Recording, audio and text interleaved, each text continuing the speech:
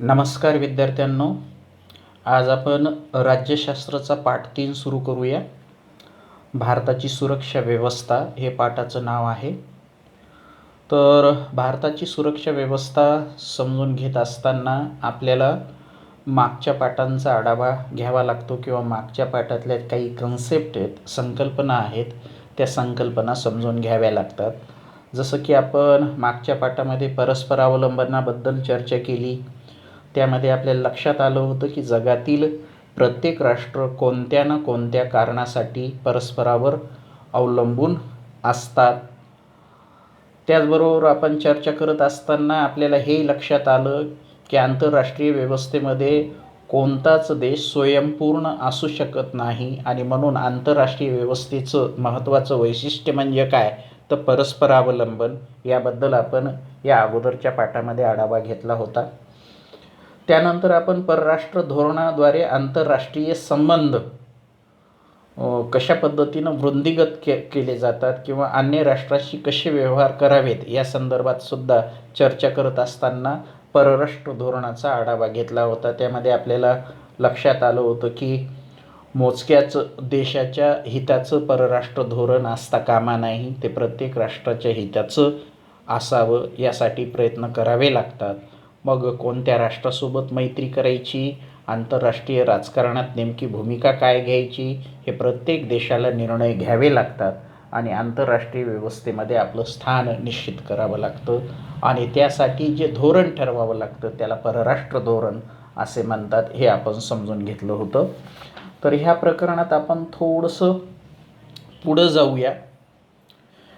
पुढं जात असताना राष्ट्रीय सुरक्षा म्हणजे नेमकं काय हे आपण समजून घेऊया. तसं तुमच्या स्क्रीनवर जे दिसत आहे त्यावर तुम्ही थोडंसं लक्ष केंद्रित केलं तर आपण तेच प्रश्न उपस्थित केले की आपण काय शिकणार आहोत. तर या पाठामध्ये आपण भारतीय सुरक्षा व्यवस्थेचं स्वरूप आणि सुरक्षा व्यवस्थेसमोरील आव्हानं शिकणार आहोत. मागच्या पाठात आम्ही काय शिकलो, तर भारताचं परराष्ट्र धोरण समजून घेतले, राष्ट्रीय हित संबंध कशाला म्हणतात हे आपण चर्चा केली आणि ती चर्चा करत असताना आम्हाला लक्षात आलं की परकीय आक्रमण आणि अंतर्गत अव्यवस्थेपासून देशाचं संरक्षण करणं हे राष्ट्रीय हित संबंधात येते किंवा देशाच्या सीमारेषा सुरक्षित ठेवणं हे राष्ट्रीय हित संबंधामध्ये येते किंवा मग आपल्या देशाचं स्वातंत्र्य आणि सार्वभौमत्व सुरक्षित ठेवणं. सार्वभौमत्व म्हणजे काय, तर आपल्या देशातले निर्णय घेत असताना निर्णय प्रक्रियेमध्ये आंतरराष्ट्रीय व्यवस्थेचा दबाव नसणं, ते स्वतंत्रपणे आपल्याला निर्णय घेता येणं, त्याला म्हणतात सार्वभौमत्व. तर अशा पद्धतीनं एखादं राष्ट्र सार्वभौम आणि स्वतंत्र असणं खूप महत्त्वाचं असतं. त्याच्यावर आंतरराष्ट्रीय व्यवस्थेतील इतर राष्ट्रांचा दबाव असता कामा नये आणि म्हणून प्रत्येक राष्ट्र यासाठी एक यंत्रणा तयार करत असते. ती यंत्रणा आपल्याला इथं समजून घ्यायची. तर ही यंत्रणा समजून घेत असताना सार्वभौमत्व आणि स्वातंत्र्य ह्या गोष्टीला खूप महत्त्व आहे आणि मग हे सार्वभौमत्व स्वातंत्र्य जपत असताना आंतरराष्ट्रीय व्यवस्थेमध्ये आपलं अस्तित्व टिकवत असताना प्रत्येक राष्ट्राला वेगवेगळ्या राष्ट्रांशी सहकार्याची भूमिका घ्यावी लागते. पण राष्ट्रीय हितसंबंध आडवे येत असतील तर तिथं मात्र संघर्षाची स्थितीसुद्धा उद्भवू शकते. याबद्दल जर आपण हे असं केव्हा घडू शकतं याबद्दल जर आपण चर्चा केली तर आंतरराष्ट्रीय व्यवस्थेमध्ये जे वेगवेगळे राष्ट्र आहेत यांच्यामध्ये नेहमी स्पर्धा असते. सततच्या स्पर्धेमुळं सुद्धा संघर्षाची स्थिती उद्भवू शकते किंवा मग आंतरराष्ट्रीय व्यवस्थेमध्ये वेगवेगळ्या देशांनी वेगवेगळे करार केलेले असतात आणि ते करार करत असताना कुठं जर त्या कराराचा भंग झाला तरीही संघर्षाची स्थिती निर्माण होऊ शकते किंवा पाणी वाटपासारखा प्रश्न निर्माण झाला तर त्यातूनही संघर्षाची स्थिती निर्माण होऊ शकते किंवा मग निर्वासित लोकांची लोंढे यामुळं सुद्धा संघर्षाची स्थिती निर्माण होऊ शकते. आणि मग अशा वेळेस काय, तर त्याबद्दल चर्चा आपण ह्या प्रकरणात करतोय. तर बघूया आपण काही उदाहरणाच्या माध्यमामधून आपण आंतरराष्ट्रीय व्यवस्थेमध्ये जी संघर्षाची स्थिती का निर्माण होते याबद्दलची थोडीशी चर्चा करू उदाहरणाच्या माध्यमातून. तर सध्या चर्चेचा हा विषय आहे म्हणून हे उदाहरण आपण घेऊ. वादग्रस्त कालापानी भाग. सध्या जर तुम्ही आंतरराष्ट्रीय बातम्या बघत असाल तर भारत आणि चीन आमोरे सामोरे उभा आहेत आणि 1962मध्ये चीननं जे भारताला धोका दिला होता त्यातून आपण अनुभव घेऊन ह्यावेळेस आपण भारताच्या सोबत तेवढ्याच कट्टरतेनं आणि तेवढ्याच नजरेत नजर मिळवून आपण आव्हान देतो आहोत चीनला, हे जे तुम्ही अनुभवत आहात.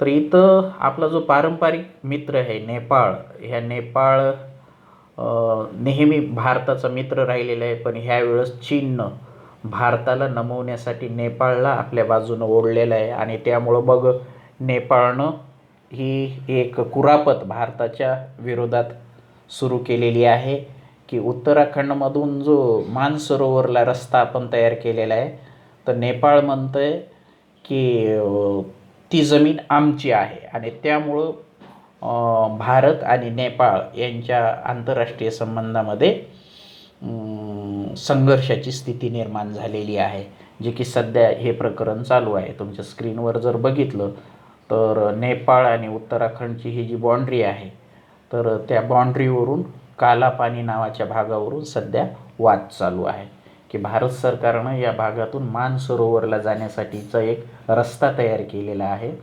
तर नेपाळ म्हणते तो रस्ता आमच्या जमिनीवरून गेलेला आहे आणि त्यामुळं हा वाद निर्माण झालेला आहे. किंवा मग हे दुसरं उदाहरण, हेही तुमच्या परिचयाचं उदाहरण आहे. जर भारताचं वरचं जम्मू काश्मीरचा जर तुम्ही नकाशा बघितला तर LOC हा जो भाग आहे हा पाक व्याप्त काश्मीर आहे. म्हणजे ह्या भागावर पाकनं अनधिकृतरित्या आपला कब्जा निर्माण केलेला आहे. हा खरा तर ॲक्च्युली भारताचा भाग आहे. त्यानंतर अक्साई चीन LAC हा सुद्धा भारताचा भाग आहे, पण सध्या चीननं ह्या भागावर आपलं अस्तित्व दाखवलेलं आहे आणि म्हणून यामुळं सुद्धा नेहमी भारत आणि पाकिस्तान, भारत आणि चीन यांच्यामध्ये संघर्षाची स्थिती निर्माण होते. त्याच्यानंतरचं उदाहरण भारत पाकिस्तानची संघर्षाची स्थिती निर्माण होण्याचं, तुम्ही जर गुजरातच्या वर बघितलं तर सर क्रीक नावाचं ठिकाण आहे, सीमारेषा आहे. तर ते सुद्धा पाकिस्तान असं म्हणतं आहे की हा भाग आमचा आहे, भारत म्हणतो आहे की हा आमचा भाग आहे. इथं सुद्धा सीमावाद आहे, त्यातूनही संघर्षाची स्थिती निर्माण होते. किंवा मग तुम्ही बघितलं असेल की आत्ताच आपण सर्जिकल स्ट्राईक केलं आणि त्या सर्जिकल स्ट्राईकमध्ये आपला हा जो वैमानिक आहे हा वैमानिक त्यांनी पकडला होता, जिनिव्हा करार केला आणि भारतानं मग पाकिस्तानला चेतावणी दिली होती, अल्टिमेट दिलेलं होतं की जर तुम्ही आमच्या पायलटला सोडलं नाही तर आम्ही जिनेव्हा करारानुसार तुमच्यावर कारवाई करू. तर हे सगळे जिवंत उदाहरणं आहेत की वेगवेगळ्या देशामध्ये संघर्षाची स्थिती निर्माण होण्याची. किंवा मग आपण उदाहरण पाणी वाटपाचं सुद्धा घेतलं होतं की पाकिस्तान नेहमी भारतावर आरोप करतो आहे की भारत सिंध नदीचं जे पाणी आहे ते जाणीवपूर्वक अडवतं आहे आणि त्याच्यामुळं पाकिस्तानची स्थिती वाईट होते आणि पाकिस्तान नेहमी भारताला ह्या पाणी वाटप कराराचा भंग झाला म्हणून धमक्या देताना आपण बघतोय.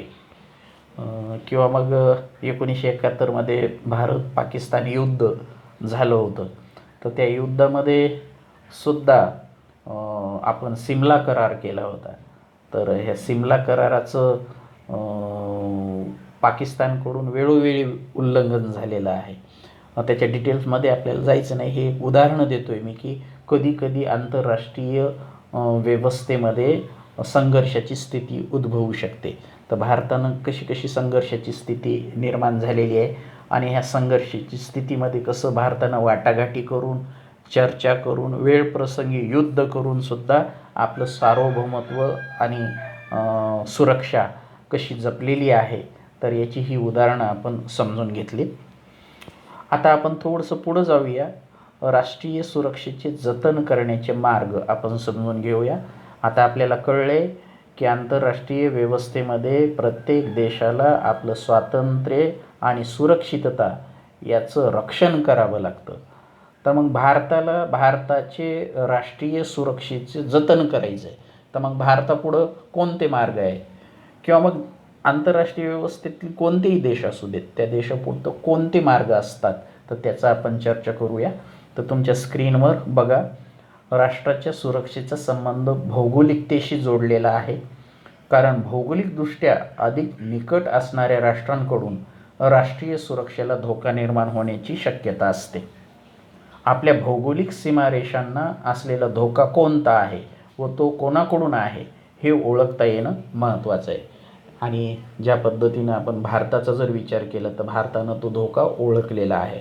भारताला चीनकडून धोका आहे, पाकिस्तानकडून धोका आहे, आणि त्यानुसार मग भारतानं आपल्या राष्ट्रीय सुरक्षेचं जतन करण्यासाठीचं वेगवेगळे मार्ग त्यांनी अवलंबायला सुरुवात केलेली आहे.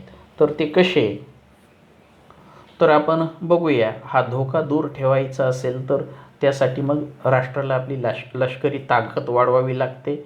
आधुनिक तंत्रज्ञानाचा अवलंब करून धोक्याविषयी अंदाज बांधावा लागतो. शस्त्रास्त्र निर्मिती करावी लागते. संरक्षण दलाचं आधुनिकीकरण करावं लागतं. ती अद्ययावत करणं हे वेगवेगळे मार्ग आहेत. आणि आपण बघतोय की सध्या भारताचं सुद्धा ह्या सर्व मार्गावर भर आहे. म्हणून भारतानं इस्रायलसोबत रिलेशन डेव्हलप केलेले आहेत, फ्रान्ससोबत रिलेशन डेव्हलप केलेले आहेत, अमेरिकेसोबत रिलेशन डेव्हलप केलेले आहेत, रशियासोबत रिलेशन डेव्हलप केलेले आहेत, आणि वेळोवेळी अत्याधुनिक शस्त्रास्त्र खरेदी करार या देशांसोबत भारतानं केलेले आहेत. आणि त्या माध्यमातून राष्ट्रीय सुरक्षा जतन करण्याचा प्रयत्न झालेला दिसतोय. तर ही त्याची उदाहरणं जी की मी आत्ताच बघितलं की भारत इस्रायल शस्त्र करार. तर जर तुम्ही बघितलं तर रणगाड विरोधी क्षेपणास्त्र आपण खरेदी केलेत इस्रायलकडून, 32,000 कोटी रुपयाचं करार केलेलं आहे. किंवा मग 16 लांब पल्ल्याची मानवविरहित टेहळणी विमानं आपण 1,200 कोटी रुपयाचं करार आपण इस्रायलसोबत केलेलं आहे. किंवा मग 4 एरोस्टेट रडार आपण इस्रायलकडून खरेदी करण्याचा करार केलेला आहे.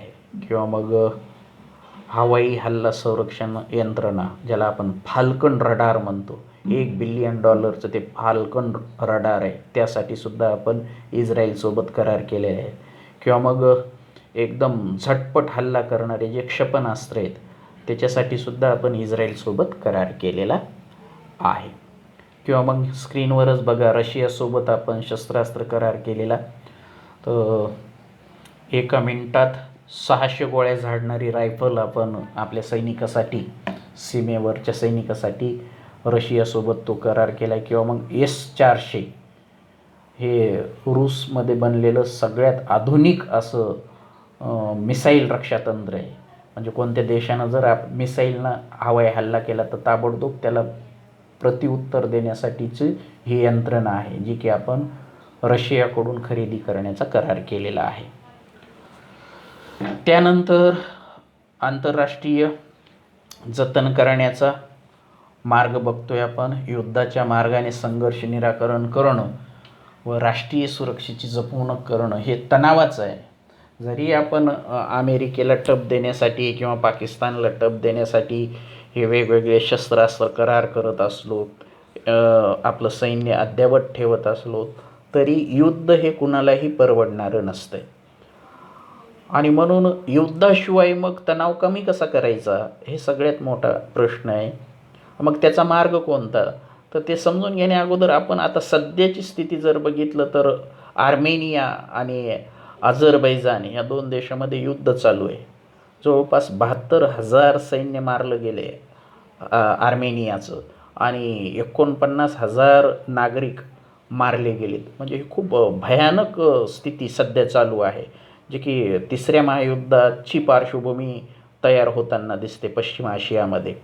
तुम्ही जर आंतरराष्ट्रीय बातम्या बघितल्या तर तुमच्या लक्षात येईल की सध्या ते युद्ध चालू आहे आणि त्याची भयानकता काय आहे त्याचा अनुभव तुम्हाला घेता येईल. आणि म्हणून ह्या बातमीचा थोडासा पाठपुरावा करा. तर मी म्हणतो आहे की युद्धाच्या मार्गाने संघर्ष निराकरण करणे आणि राष्ट्रीय सुरक्षेची जपणूक करणे हे अधिक तणावाचं आणि आंतरराष्ट्रीय शांतता धोक्यात आणणारं असतं.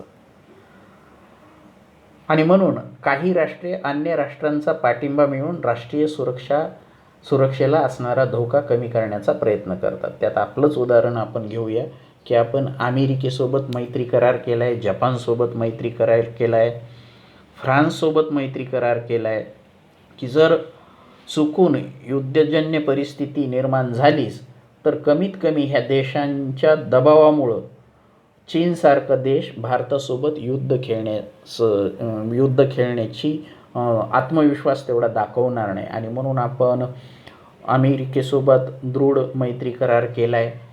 आणि अशा पद्धतीनं आपले मित्र वाढवून आपण आंतरराष्ट्रीय व्यवस्थेमध्ये आपल्या शत्रू देशांवर दबाव निर्माण करू शकतो आणि त्यातून आंतरराष्ट्रीय शांतता युद्ध टाळून आपण आपल्या सुरक्षेचं जतन करू शकतो. तर हे सगळे वेगवेगळे राष्ट्रीय सुरक्षा जतन करण्याचे मार्ग आहेत. तुमच्या स्क्रीनवर बघा, हे तुम्हाला पटतंय का?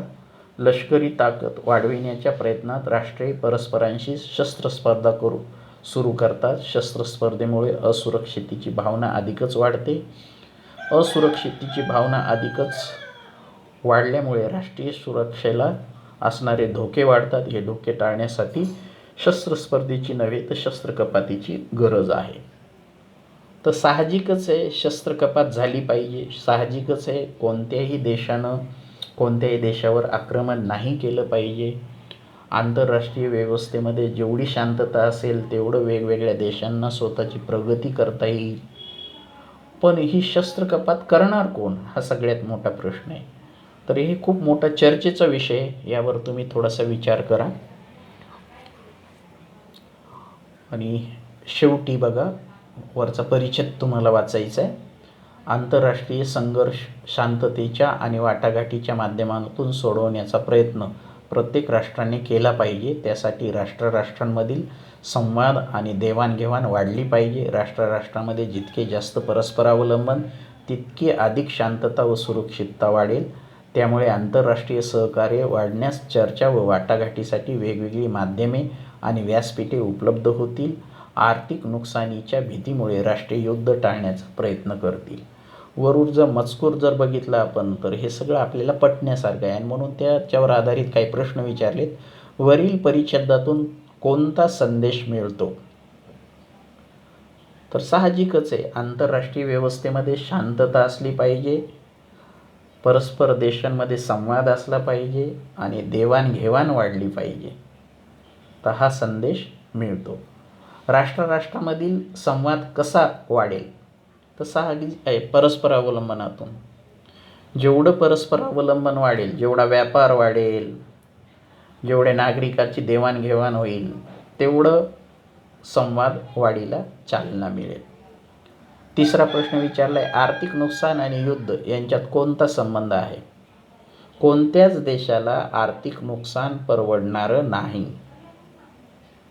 आणि म्हणून युद्ध खेळायचं तर प्रचंड आर्थिक नुकसान होते किंवा खूप पैसा लागतोय आणि त्यामुळं देशावर आर्थिक ताण वाढतो, आर्थिक बोजा वाढतो आणि सगळी विकासाची कामं ठप्प होतात. आणि म्हणून युद्ध हे कोणत्याच देशासाठी परवडणारं नाही. आणि म्हणून आर्थिक नुकसान आणि युद्ध यांचं खूप जवळचा संबंध आहे.